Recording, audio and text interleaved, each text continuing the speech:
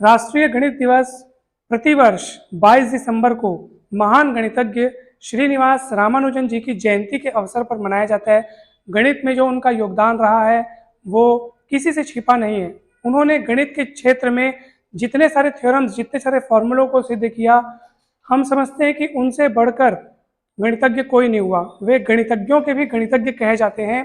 3800 से भी अधिक फॉर्मूलों को उन्होंने मात्र 32 साल की आयु में सिद्ध कर दिया था। ये बहुत बड़ी उपलब्धि है। आज गणित दिवस के अवसर पर मैं शुरुआत करते हुए एक कविता सुनाना चाहता हूँ।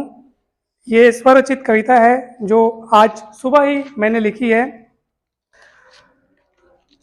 कहाँ नहीं है गणित, कहाँ नहीं है गणित, ये तो सकल विश्व का आधार है।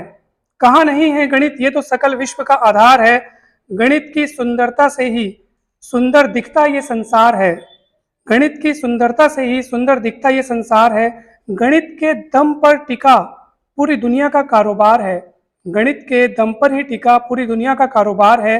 गणित का महत्व बृहत है, व्यापक है, अनंत है, अपार है। संगीत के सुरों में गणित, तालों में गणित और हर एक राग में गणित का ही तो रोल है। गणित से ही तो पता चला कि पृथ्वी लगभग गोल है। ग्रहों, नक्षत्रों, तारों में गणित, अनंत आकाश गंगाओं में गणित, सागर की गहराइयों में गणित, पर्वत की ऊंचाइयों में गणित, फूलों में गणित, बहारों में गणित, दुनिया के सभी नजारों में गणित।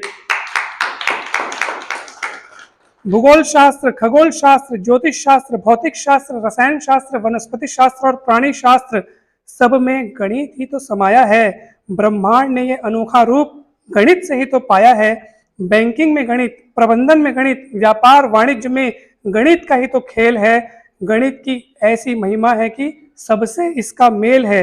स्थिर चीजों से लेकर गतिशील चीजों में गणित का ही नियम लगा है।